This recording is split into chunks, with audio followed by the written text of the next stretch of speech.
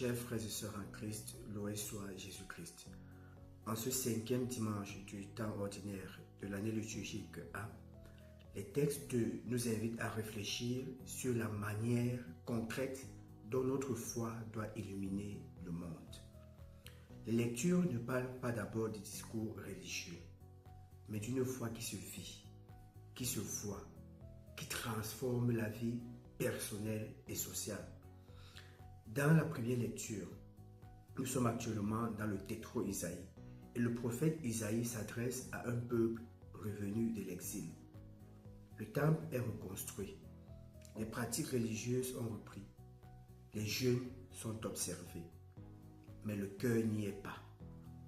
Le peuple pratique une religion extérieure, mais oublie la justice, le partage et la miséricorde.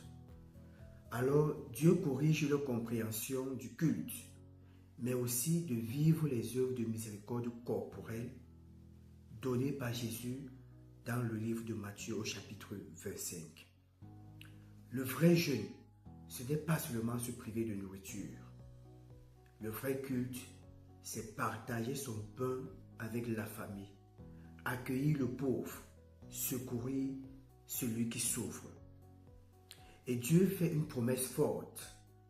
Alors ta lumière jaillira comme l'aurore.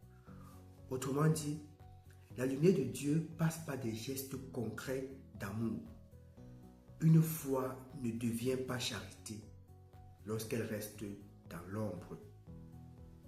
Et le psaume prolonge cette idée en décrivant le portrait du juste. Le juste n'est pas quelqu'un de parfait, mais quelqu'un qui vit dans la crainte du Seigneur, c'est-à-dire dans la confiance et l'obéissance à Dieu. Ce psaume affirme, le juste est lumière dans les ténèbres. Cette lumière n'est pas spectaculaire, elle est discrète, mais réelle. Elle rassure, elle oriente, elle réchauffe. Voilà ce que Dieu attend de ceux qui marchent avec lui. Saint Paul écrit à une communauté marquée par la culture grecque, très attachée à l'éloquence, à la philosophie et aux démonstrations intellectuelles.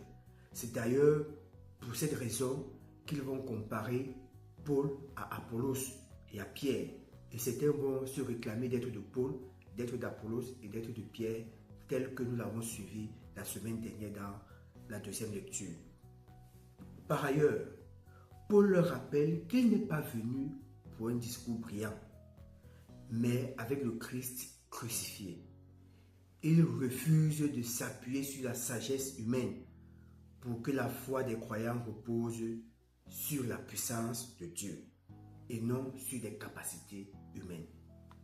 Cela nous rappelle que la lumière chrétienne ne vient pas de notre talent, mais de notre communion avec le Christ. L'évangile, quant à elle, se situe au début du sermon sur la montagne, juste après les béatitudes que nous avons lues la semaine dernière dans l'évangile. Jésus s'adresse à des disciples ordinaires, pas à une élite de personnes. Et pourtant, il leur dit, vous êtes le sel de la terre, vous êtes la lumière du monde. En fait, dans la culture juive, et même dans les nôtres aujourd'hui, le sel sert à redonner du goût, à conserver, à empêcher la corruption. La lumière sert à voir, à marcher, à ne pas trébucher. Jésus ne dit pas, vous devez devenir, mais vous êtes.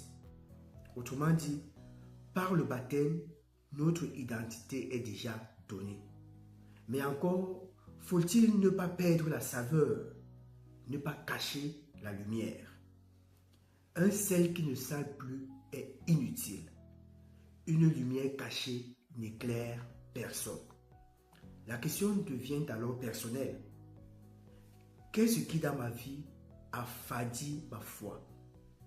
Qu'est-ce qui cache la lumière du Christ en moi?